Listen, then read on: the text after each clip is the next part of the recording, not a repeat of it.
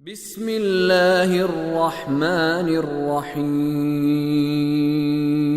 عبس وتولى ان جاءه الأعمى، اس نے برا سا منہ بنا لیا اور پشت پھیر لی اس لیے کہ اس کے پاس اندھا آ گیا تھا۔ گزشتہ درس میں ہم لفظ اعمیٰ کے معانی آپ کی خدمت میں بیان کر رہے تھے، اور ہم نے قرآن کریم کی سورۃ الحج کی آیت نمبر 46 اور اس کے بعد سورۃ الاسراء کی آیت نمبر 72 آپ کی خدمت میں عرض کی تھی، اور ایک اور آیت سورہ طٰہٰ کی آیت نمبر 124، 125 اور 126، یہ 3 آیات ہیں، اکٹھی آیات ہیں، ان کو بیان کریں گے تاکہ لفظ اعمیٰ کا معنی اور اس کے استعمالات اور زیادہ واضح ہو جائیں۔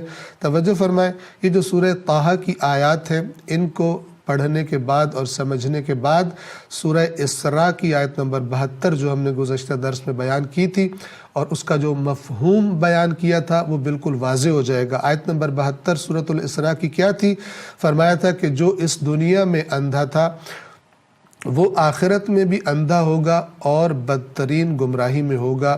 تو اس کی وضاحت سورہ طٰہٰ کی ان 3 آیات کے ذریعے مزید آپ کی خدمت میں عرض کرتے ہیں۔ توجہ فرمائیے، سورہ طٰہٰ آیت نمبر 124، وَمَنْ أَعْرَضَ عَنْ ذِكْرِي، اور جس نے میری یاد سے یعنی اللہ کی یاد سے روگردانی کی اور منہ پھیرا اور پشت کر لی، فَإِنَّ لَهُ مَعِيشَةً ضَنْكًا، تو یقیناً اس کے لیے ایک تنگ زندگی ہوگی۔ یعنی اس دنیا کی زندگی میں بھی اگرچہ ہو سکتا ہے اس کے پاس دنیاوی مال اور دنیاوی وسائل بہت زیادہ ہوں، لیکن وہ کبھی بھی سکون نہیں پا سکے گا اور دل کا اطمینان اسے حاصل نہیں ہوگا۔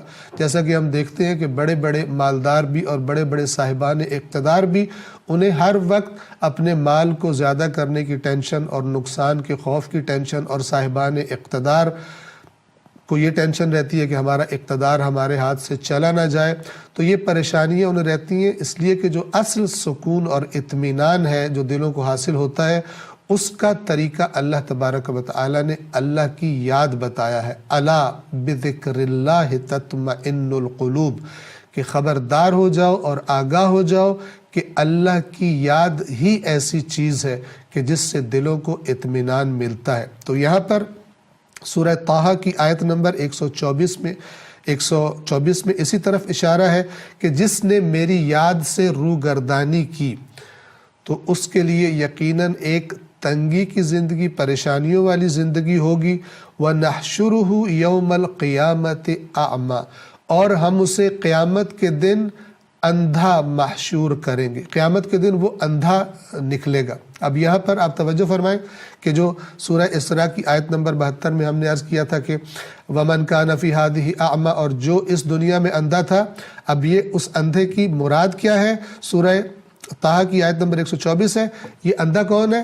وہی شخص ہے کہ جس کے بارے میں کہا جا رہا ہے وَمَنْ أَعْرَضَ عَنْ ذِكْرِي، جو اللہ کی یاد سے روگردانی کرتا ہے، خدا کی طرف نہیں آنا چاہتا، اسی دنیا میں مست ہے، گویا کہ یہی وہ اندھا ہے۔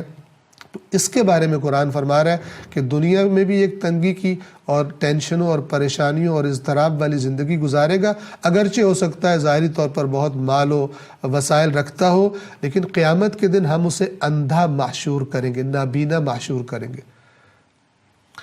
اور آیت نمبر 72 جو سورۃ الاسراء کی تھی، وہاں کیا فرمایا گیا تھا؟ یہی بات تھی کہ جو اس دنیا میں اندھا ہے اسے قیامت کے دن بھی اندھا محشور کیا جائے گا۔ تو یہاں کے اندھے سے کیا مراد ہے؟ یہاں کے اندھے سے مراد ہے اللہ کے ذکر سے روگردانی کرنے والا۔ سورۃ طٰہٰ کی آیت نمبر 125 اگلی آیت میں فرمایا قال رب لم حشرتنی اعمی وقد كنت بصیرا، یہ شخص کہے گا اے پروردگار تو نے مجھے اندھا محشور کیوں کیا ہے؟ میں نابینا، مجھے دکھائی کچھ نہیں دے رہا، حالانکہ دنیا میں تو میں بالکل دیکھا کرتا تھا چیزوں کو، آج میں اندھا ہوں۔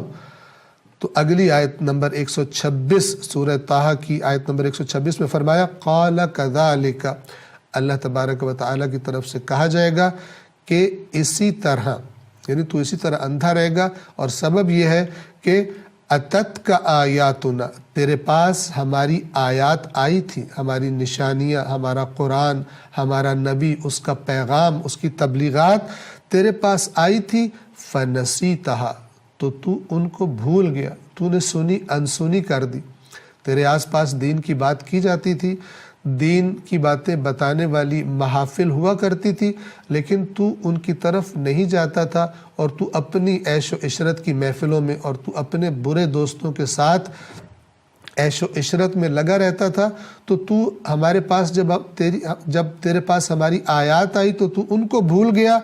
वकदालिकल यौमा तुनसा, और इसी वजह से, उसी तरह जिस तरह तू भूल गया था, इसी तरह आज तुझे भी भुला दिया जाएगा। तुझे भी भुला दिया जाएगा का क्या माना है? यानी अल्लाह तबारक व तआला आज तुझे ऐसा अजाब करेगा कि तू पुकारेगा भी तो तेरी पुकार सुनने वाला कोई नहीं होगा, और गोया के तू किसी को याद ही नहीं है। ये ताबीर कुरान की बड़ी बलीग है, और अगर हम गौर करें तो हमें समझ में आता है कि ये बात वाज़ेह है कि अल्लाह तबारक व तआला हरगिज़ भूलता नहीं है। कुरान ने फरमाया ला यदिल्लु रब्बी वला यंसा, न मेरा रब भटकता है और न भूलता है, यानी उसकी हर बात ठीक होती है और उसे कोई बात भी भूलती नहीं है। तो फिर ये यहाँ पर क्या तुझे भुला दिया जाएगा, यानी तेरे साथ रवैया वो इख्तियार किया जाएगा कि गोया तू किसी को याद ही नहीं।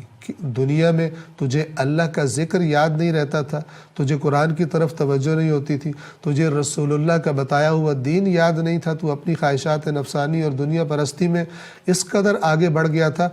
तो जो रवैया तूने दुनिया में हमारे बारे में इख्तियार किया था, यानी अल्लाह के बारे में और खुदा के दीन के बारे में और अल्लाह की आयात के बारे में, बिल्कुल वही रवैया आज तेरे बारे में इख्तियार किया जाएगा। गोया कि तेरी कोई हैसियत ही नहीं कि कोई तुझे याद रखे।